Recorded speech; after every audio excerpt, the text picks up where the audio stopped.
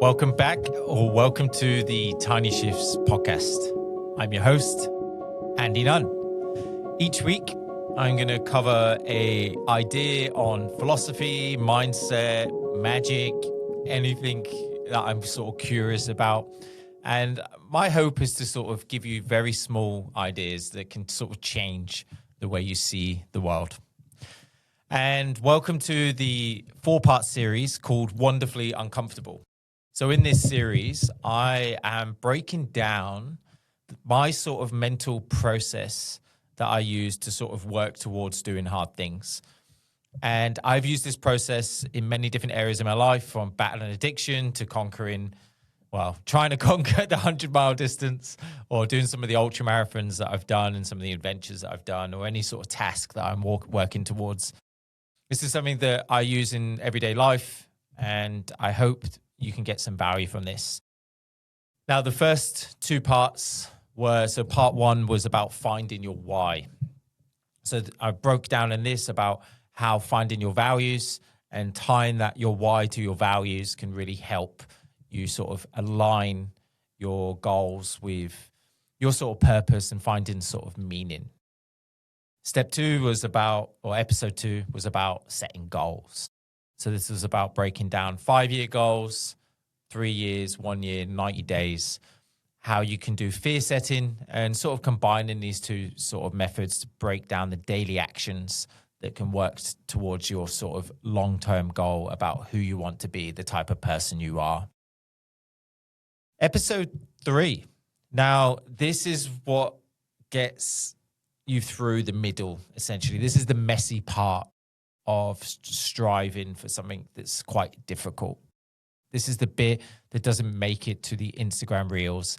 This is the bit that we don't get to see enough of, but it's something that we all universally sort of experience when we're sort of striving for doing things that are difficult, that gets out of our comfort zone. You know, we talk about them, but we don't really get to see them, or we don't really have the tools to sort of get us through it. And hopefully today I want to sort of give you some frameworks, give you some tools that I'm sort of going to work with, because I think it's important to understand with what I've spoken about in the first 2 episodes, which is the why, which can help you get started. And then the goal is like the sort of compass and the direction. But you need a sort of system that's going to help you when motivation disappears. Because motivation does disappear. There's going to be times where things get difficult.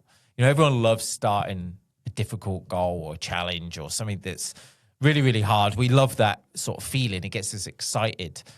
Some of us even get addicted to that feeling of starting new things. If you're someone with ADHD like me, I get so excited and I jump into goals.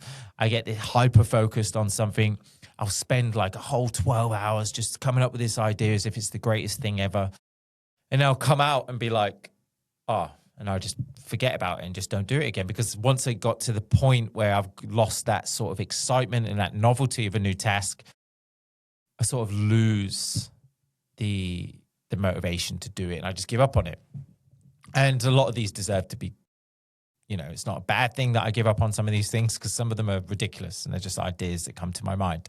That's how I work. But if there's a real big goal, like something, I'm not talking about these things that you just have this light bulb moment. You're like, this would be great. I know what, I need an app, so I'll make it. And you create the app and then you never use it. Not those sort of things. I'm talking about these sort of personal goals that you're trying to strive for. So for instance, this 100-mile sort of thing that 100-mile distance that I'm trying to conquer. As I've previously mentioned, I have failed at this attempt a few times. It's been a difficult sort of process to sort of overcome and trying to get around that.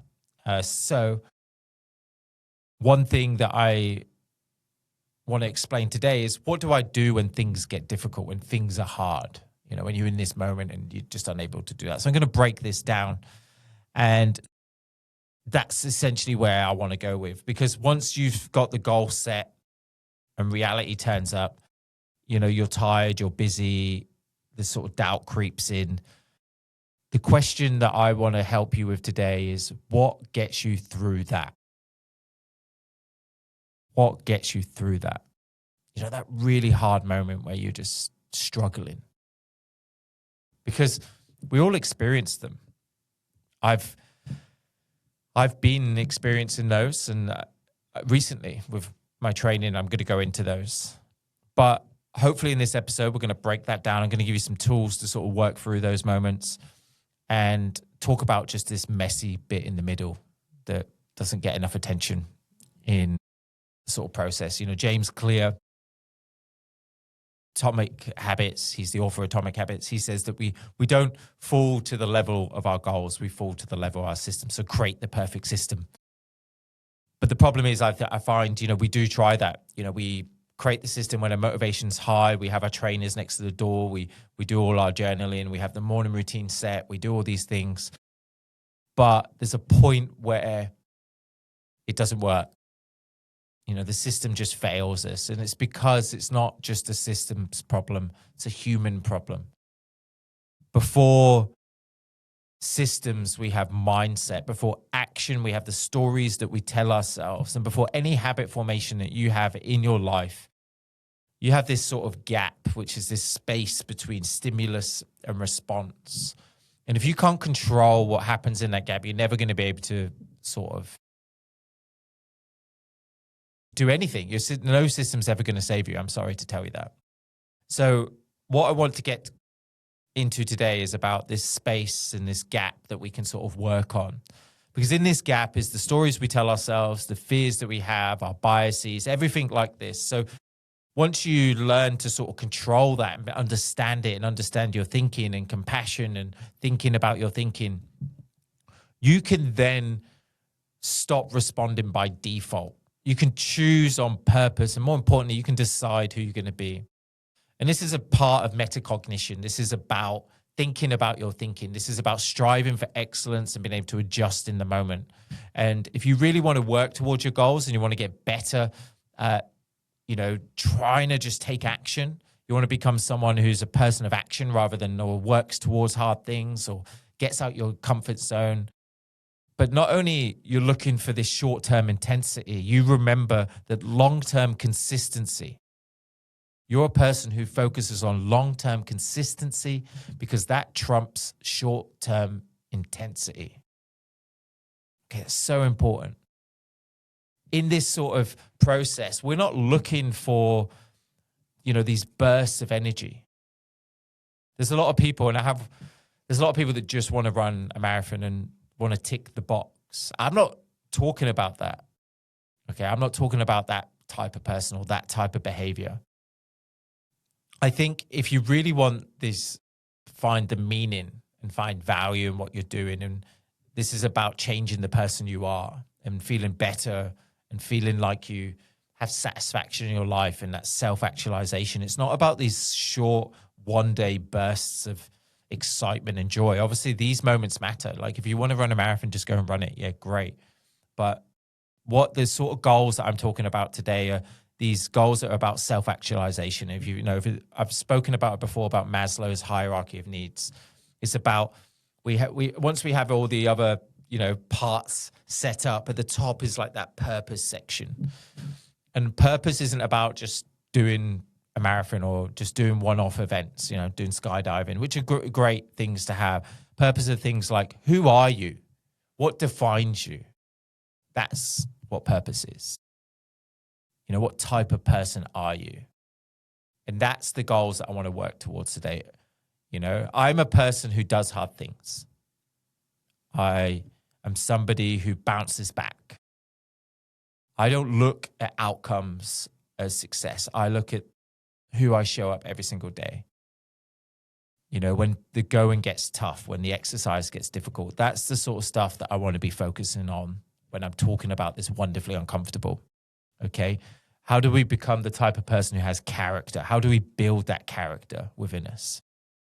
So hopefully I can go into this section right now, and it's about this messy bit that's not very attractive. It's not the bit we want to share with the world, okay? Because it's not very nice. Often it feels terrible, this messy bit in the middle when we're trying to work towards something. Because I think the important thing is when you begin an event when you begin something you're working towards, it's very emotional. You have motivation really high. So this is the bit we're going to start with right now. This is where motivation's really high. And then what happens is you get this boredom or doubt and you lose that sort of novelty, or fatigued, you're stressed, life gets in the way. And it's not the task itself. You already know it. You've already proven that you can do it. There's a mental back and forth that comes with yourself. This conversation that you're having inside of your head is preventing you sort of taking action. You start to rationalize that, I'll just avoid it today. So my personal angle from this is the last few months of training has been really hard for me. If I compare myself to last year, I could look at my training, it's like 15 hours and I won a couple of races and everything was going well. And then this year sometimes I'm looking in the mirror, I'm like 5 kilos heavier, I'm running half the distance, I'm trying to do the same goal. My expectations have to be lowered dramatically. And sometimes you can doubt can creep in. I had a couple of weeks ago where everything was feeling great. I ran like 100 kilometers, finished the week feeling strong. Then a week later, I remember being halfway through a run and it just being so hard. And I was just like, I just can't do it. How am I going to do this? And in my head, I start thinking, I'm only 15 kilometers into a race, into a training run. What am I going to do? How am I going to do 160 kilometers in one day? And those doubts start creeping in and they become like a mind virus if you don't sort of stop them and check with them. And, I had to sort of reason with myself and be like, look, this is okay. Normalize that sort of experience. This doubt is normal. This feeling of fatigue and is part of training. You have the ups and downs. It's the same with a learning process when you're trying to learn a new skill or work towards something. It's not linear. You have the ups and downs. Sometimes you have to take 2 steps back and then you go 1 step forward. It's just the way it works sometimes. And just normalizing that self-compassion piece. And we're going to go into that a bit more detail of how we can be a bit more self-compassionate. But that's an example I had over the last few weeks. And I start thinking maybe I'll withdraw from the race. Maybe I'll just do it another time. But then I have to sort of reevaluate my goals are and just set more realistic expectations of things I can sort of work towards. So when it comes with this, when I'm sort of training, I realize it's not just me training my sort of body to do the task. This showing up daily and doing these things and getting to the end and doing these workouts, it's training my mind. Okay, because when I learn, it's training my mind that I can do hard things even when I'm tired. I can show up, and that's important because that bleeds into other areas of your life. It's not always the best. I've had this example recently where I've had to mow the lawn in my garden for the last few weeks. And I've just not wanted to do it whatsoever. My wife is said to me, why don't you just use your go method? Why don't you just use one of your tools? And to be honest, there's a part of it where I'm like, I know. I talk about all this stuff all the time. And it took me and once I got it done, it wasn't that hard. And I was just like, I should have done that ages ago. So even these tools, I realized that, I do use them and there's something I talk about quite a lot. But even then, there's still times when I'm unable to get things done. I can run 100 miles, but I can't mow my own lawn. That's typically the way it works. So what we need to do, so in the second section here, is we need to focus on these sort of systems that we can put in place. Because even though I talk about James Clear and I say, systems, it's not just a systems problem, it's a human problem or a thinking problem. There is thinking systems that you can put in place. Often these are systems that we put in that are behavioral, our environment. We put step-by-step instructions of this is what I'm going to do when this happens. But we need systems about thinking, about how we're going to think in what we're doing, what actions we're going to take when something comes up. So let's talk about the sort of systems that you would have sort of with exercise to make it easy. You want to reduce as much resistance as you can. I think that's the key. And there's a couple of things that you can do. So some of them you can have the social pressure where you can go to group runs and you can message the people before and you're part of a group and it's more likely going to show up together.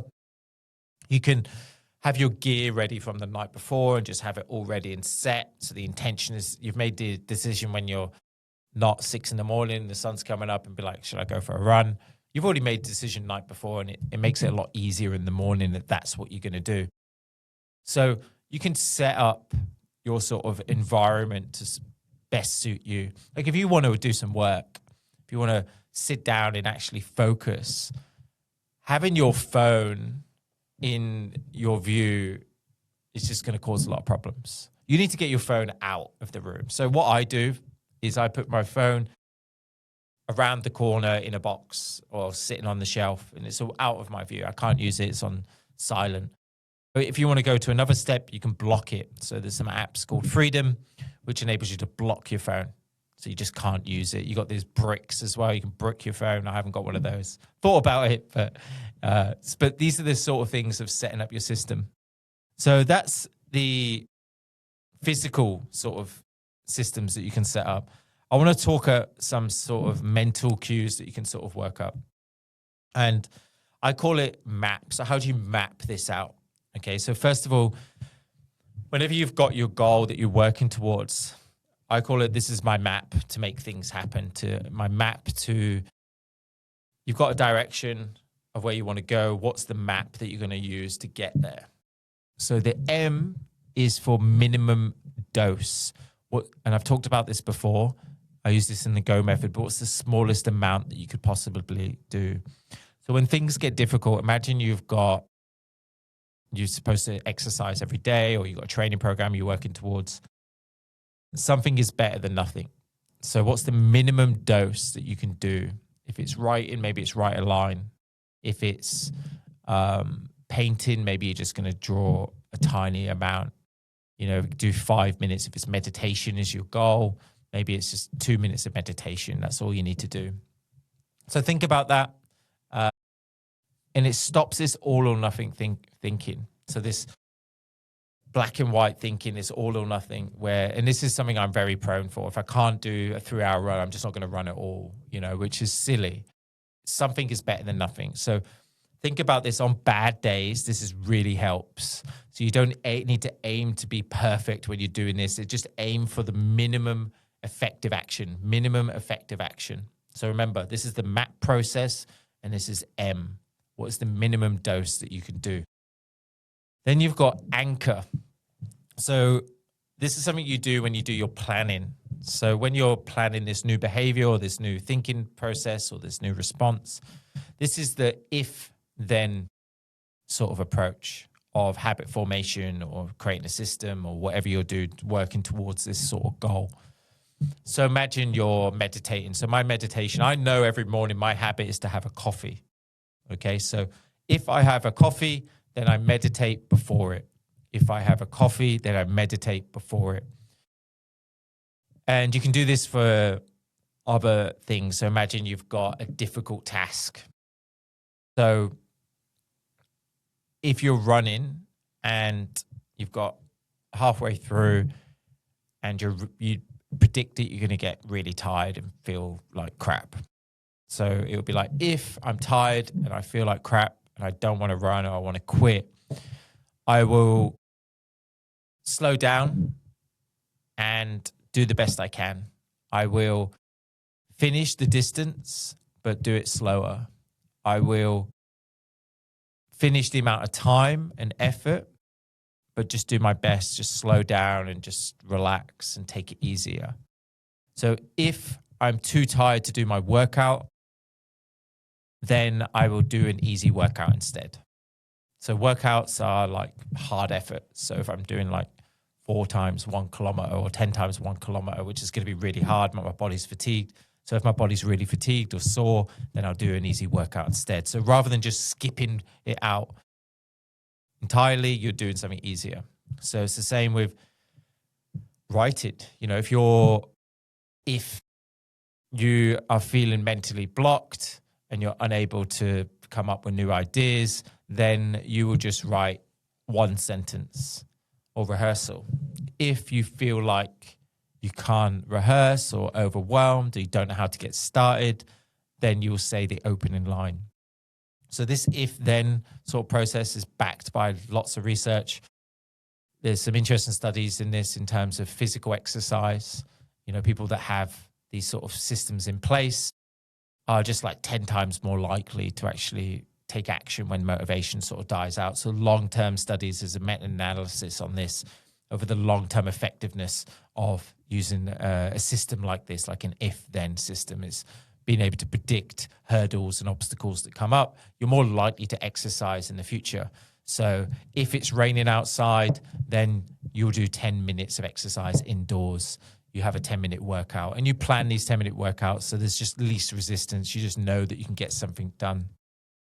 Then the final part of the map. So you've got, remember, so you've got M, which is minimum dose. A is anchor. So you need to anchor that behavior into something. And then P is to sort of prove it. It's about recording it if you can. So prove, what's the proof that you have of this activity? How are you recording proof that you're doing it? Now, tracking is really important. There's so many tools nowadays to track. If you're doing a health, Apple Health, I track a lot of stuff in there. I've got Garmin, Strava. I've got so many things, Training Peaks. But other things as well. So you can have like little habit trackers where you just track how many times you do it. You can have these on your phone. You can do so many different things, but it's just proven that tracking, whether, you know, you're trying to lose weight or anything like this, just tracking whatever it is, you're more likely to succeed. You can see the progression over time and you can sort of reflect on where you've actually come from. Like with meditation, sometimes I realized recently, since becoming a father, I've really struggled to get up and meditate in the mornings. And it's affected me. I can feel it. You know, I feel my brain's being pulled in so many different directions. And I have to sort of regroup and be like, I need to get this habit that you've been doing for 10 years. It's something that I know I can do it. And I feel so much better when I do it. So I've started to just start tracking it again. But I can look back and be like, wait a minute, I've meditated thousands of minutes, thousands, like hundreds and hundreds of hours. And so the skill is there. I can still use those skills. I am a meditator. I just need to I'm somebody who meditates. I just need to get that habit back. And sometimes in life, you know, events changes. So I'm trying to juggle and trying to regroup and trying to get a bit more of a structure in my life at the minute. But sometimes it's out of balance. You know, my life can sometimes be going really well, and then sometimes I sort of crash out because there's too much going on. I've got too many things, and I lose that sort of structure. When I lose that structure, things, like all of us, we're just unable to do. But when you're trying to juggle many things, it's sometimes you have to regroup. And I think that's important to sort of recognize, because I think some people think they hear me talk about this stuff and they're like, oh, you just must have, you know, so easy to just structure your life when you work for yourself and things like this. And trust me, it is not. So once we have this system, so you have map, that's the ability to sort of track your, you know, once you've got the goals and the direction, this is what you use to sort of work towards it. Now, finally, I want to focus this last bit of the podcast on our thinking when it comes to this, when, you know, stuff goes wrong, when it's hard and it's difficult, or you end up quitting, or for whatever reason.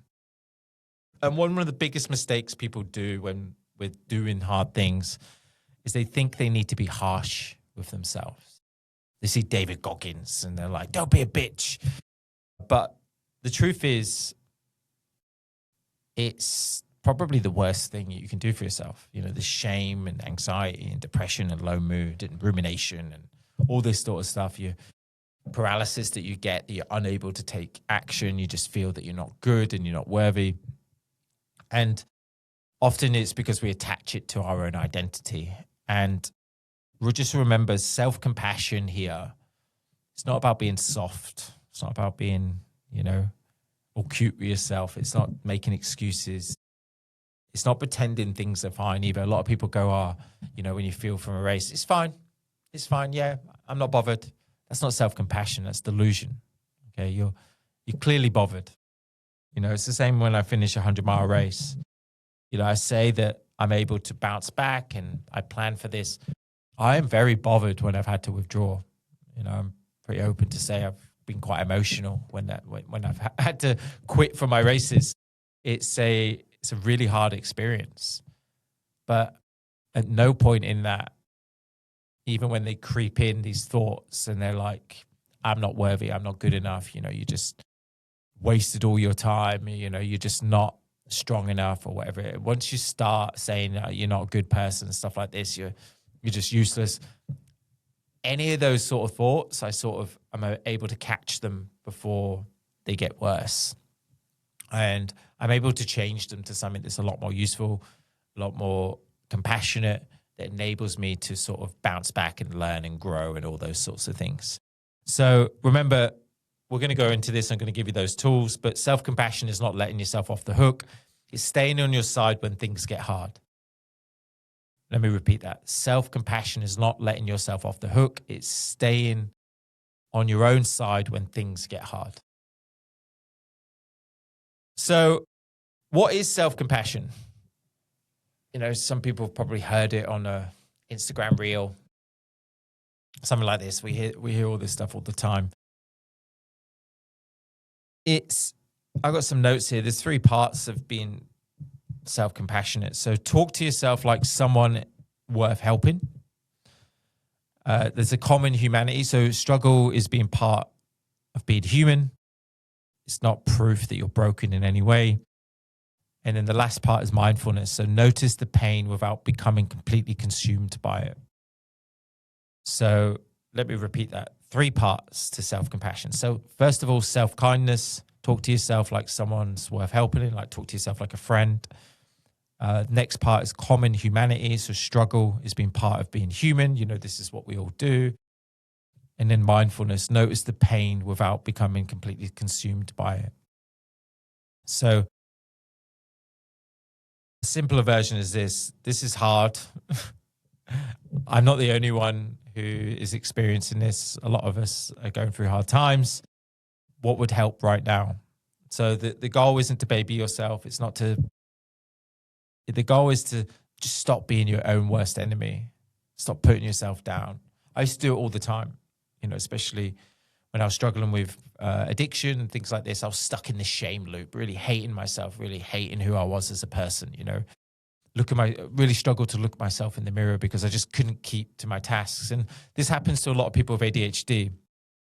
And I've been through those moments where you lose something or you make an error, you forget something or you break something and you're like, oh, and you start this attack on yourself where you tell yourself you're not good enough and you can't do this. And this causes so much pain, so much suffering. It doesn't cause you any ability to sort of improve.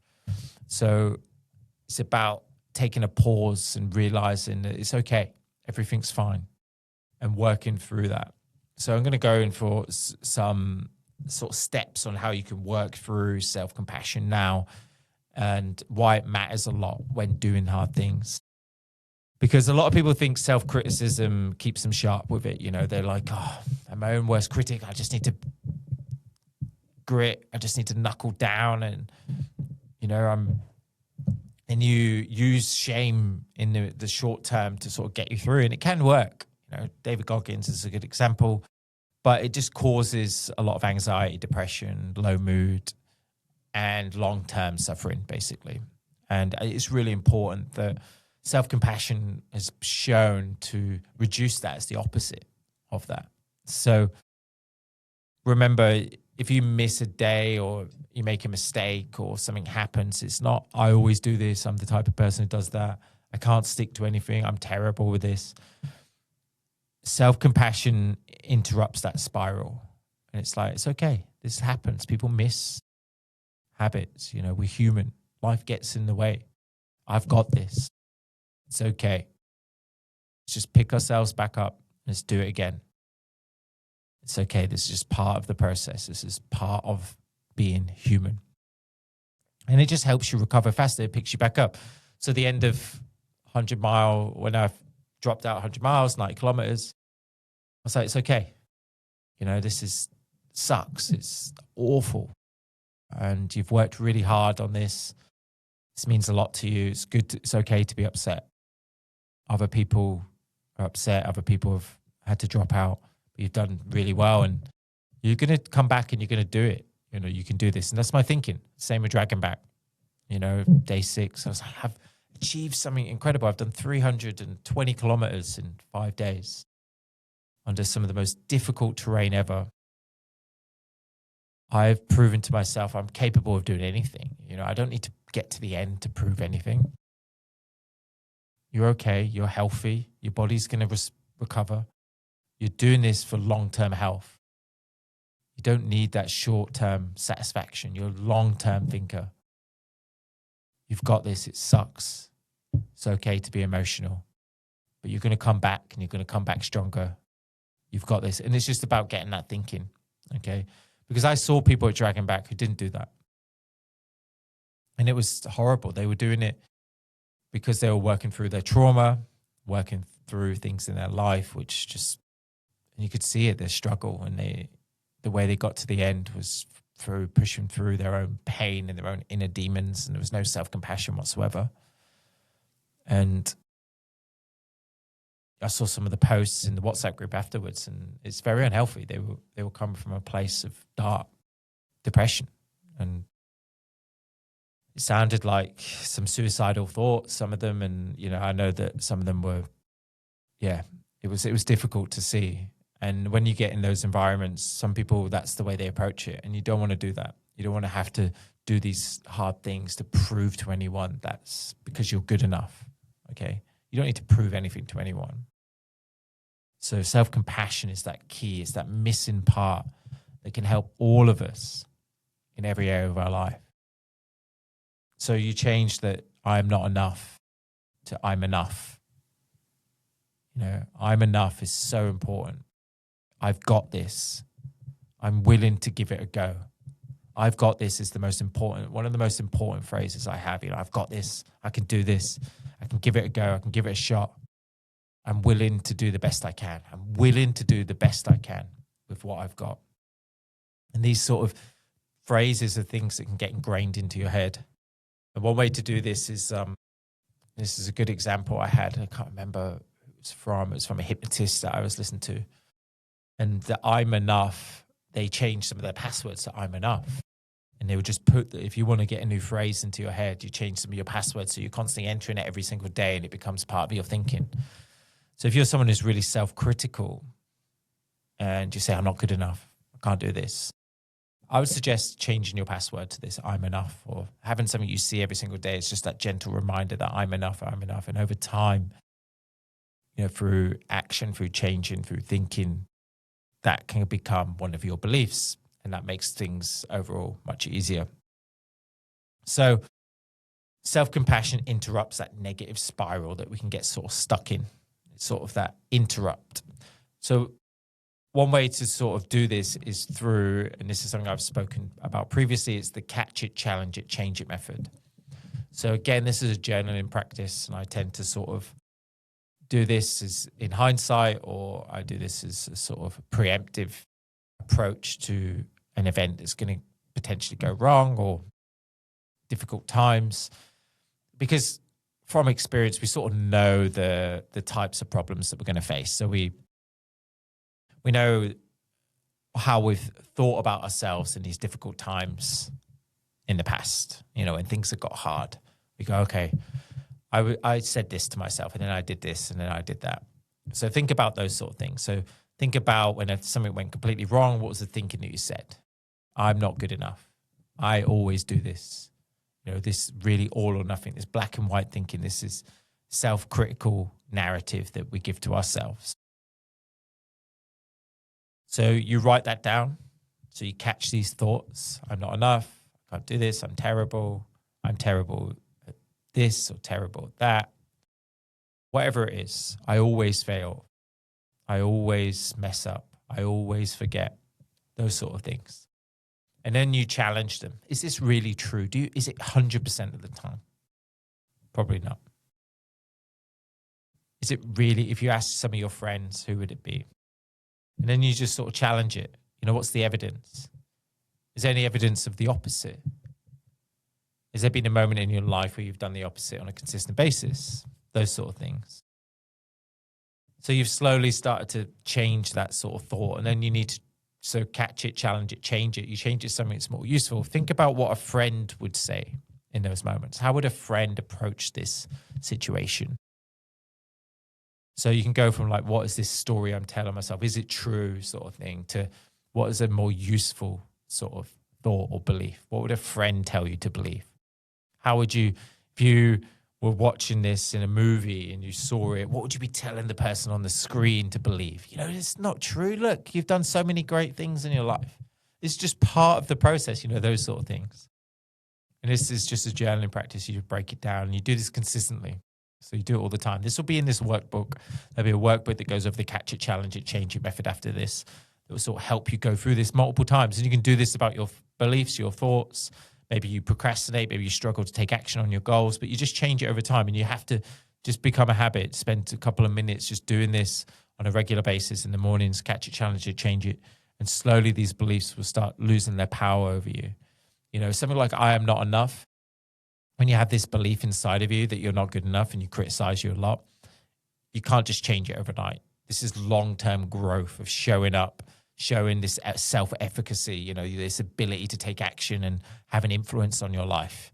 We all like to have the feeling of agency, and this is important. This is part of this process. If you want to get out of depression and anxiety, often the easiest thing to do is to help someone just take action on stuff. Just do something. Okay, that's the important thing. Just start taking action and you start feeling like better. Okay, that's the simple tool. It's one of the easiest things you can do for anyone in those situations. And even if you're not clinically diagnosed with depression, this is like anyone else in life who sometimes when things get difficult. So again, we need to normalize the sort of struggle with if things get hard. Okay, so let me just go over this again. Okay. So how do you get self-compassionate? Catch the voice, catch it, challenge it, change it. What you say to yourself. So change it to something that's more usable. But the important thing is normalize the sort of struggle. This is normal. This is part of it. Okay, this is part of the journey. We all do hard things and it's going to suck. So rather than saying something like, what's wrong with me?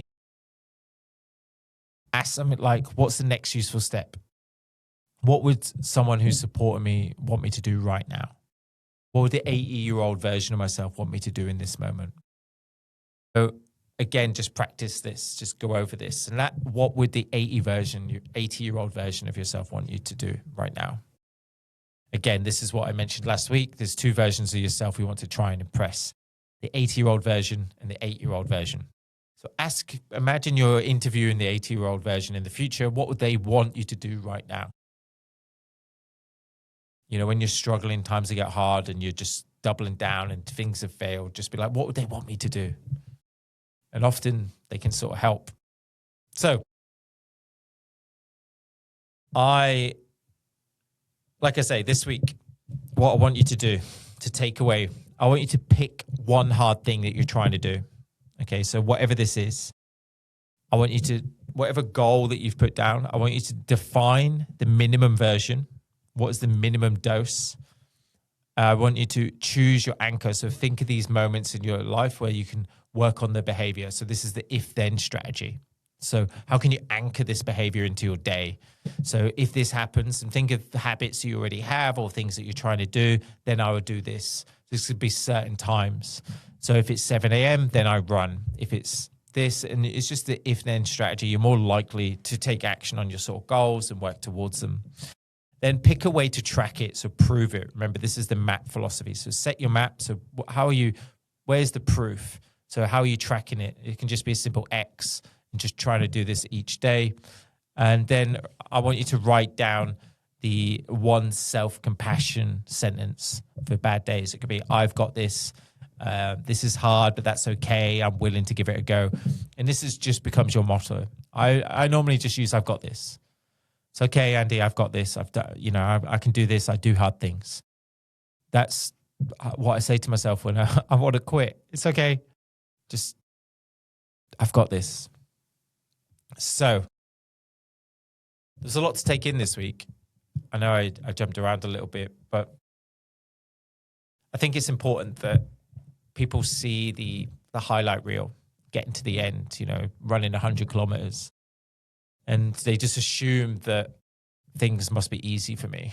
And trust me, they're not. They have not been easy whatsoever. Anyone who's overcome addiction will tell you that it's the hardest thing that you've ever done. It's way harder than running any ultramarathon. But those skills that I learned to make behavior change and change the person I was and who I am and be the person that I already was. It was already there, but just expressing that version of myself are the same tools that can sort of help anyone. And these wobbles that we all have in all of the areas of our life, it's really important. It's really important that we sort of learn these self-compassion tools, the catch it, challenge it, change it method, which I hope you go through and you work through this sort of process because it can really help. It's a short journaling practice. Even if you do 2 minutes of it in the morning, it can help you. It can have a profound impact on your life. So I think it's important. The messy bit in the middle that I've been discussing about today, this is where most people quit. Okay. But it's also where you can become stronger. This is the part that can define you of who you are. This is where you can build character.